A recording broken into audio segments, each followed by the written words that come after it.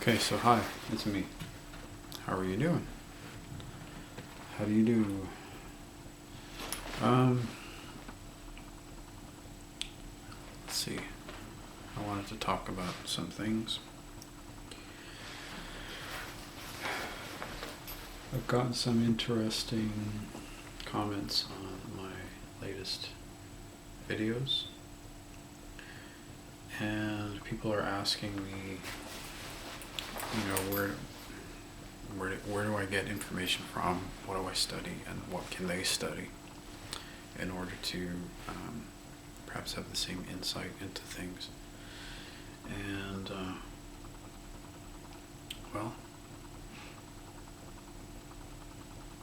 there's only really one place where you can get accurate information about what's really going on in the world, and that isn't the TV, that isn't the internet, that isn't the radio, that isn't even any more talking to people or having some sort of special in with the government or anything like that.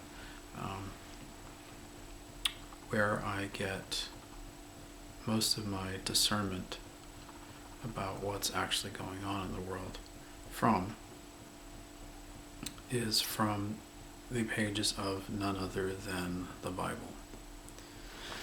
Yes, the Bible. The Bible is filled with prophetic messages. It's filled with prophecy, many of which have already come true, are continuing to come true, and those that haven't come true yet are in the process of coming true. And we can, if we are diligent enough with our studies of the Bible, discern even future events, and how current events will possibly lead to events in the future. I know that I've talked extensively about time travel and things of this nature, and I do believe that these things exist. However, as far as current events are concerned, I don't really have time travel insight into what is unfolding before us in the what I call immediate future. To me, the immediate future would be the next 10, 20, 30 to even 100 years of human history. These are very strange times that we live in if you really want to examine them from the bigger picture perspective. It's like, I look at it as though a sort of a new world is being born right now, and has been for probably over 100 years, since the beginning of World War I. The world really started to change in 1914 and has continued to dramatically change since 1914 up to right now, 2020. And we've almost gone full revolution in some ways, but in other ways we're still just really starting. And it's the start of the end of certain cycles of human existence that have been going on since long before 1914, that we just accept even still as how things are done, how things are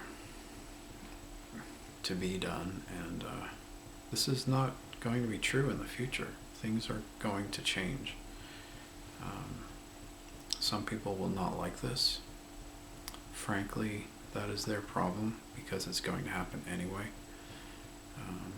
I personally am not one of those people. I embrace all of the changes that are coming and welcome them, because frankly, I'm not in a position of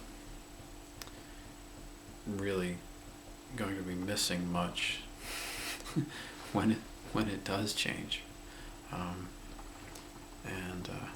But yeah, really, that's how I get my insight into what's going on around me and what may or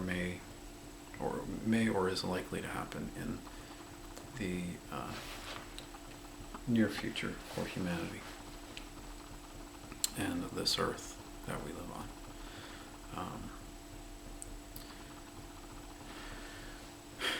So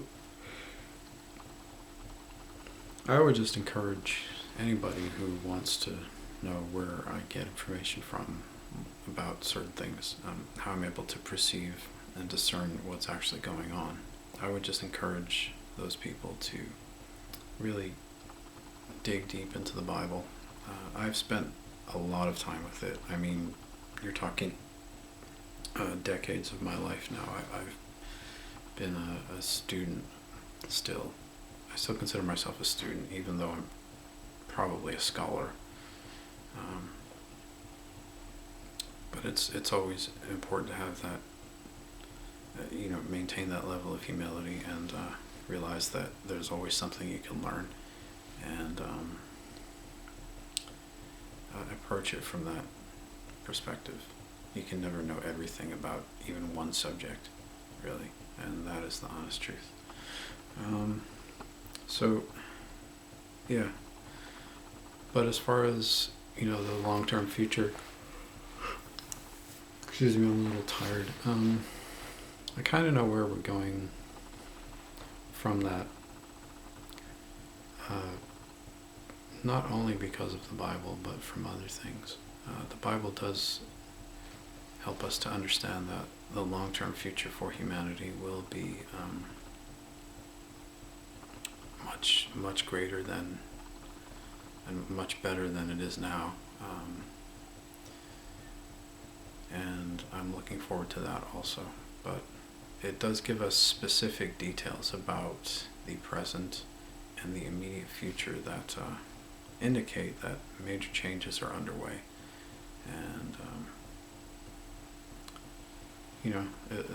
old systems are collapsing and failing and falling apart. And really, we shouldn't probably strive to keep those things going. We should welcome them falling apart, because they're going to be replaced with something better, ultimately. And even in the short term, if you have, think of it this way: if you have something in place that really you probably hate doing, but you have to do it for whatever reason. Like, I think of my kids, they hate doing homework. Well, imagine if somebody said, okay, you don't have to do homework anymore ever again, and you're a little kid. Well, you'd probably think that was great, right? Well, it's kind of like that. You get used to doing the homework, but there are people who are saying and trying to create something where you don't have to do all that homework, and your learning can be fun and enjoyable, and your life can be much better. But sometimes people get stuck in that routine and they don't want to change it. That is really their problem, because there's something better waiting for them when they do indeed eventually embrace that change. But yeah. So, guys, I guess all I'm saying ultimately is that change is inevitable, and better to embrace it and understand what's coming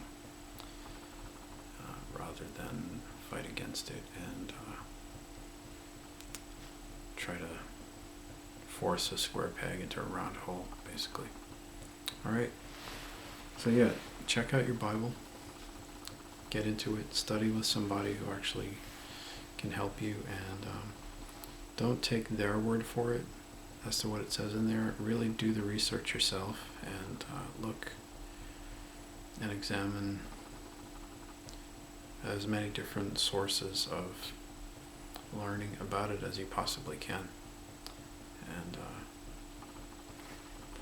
most importantly, pray for understanding, pray for wisdom, pray for discernment, and it will come to you. I can promise you that. Alright, so this is Michael Macintosh. I'm going to wrap up this video, and thanks for watching. Take care, you guys.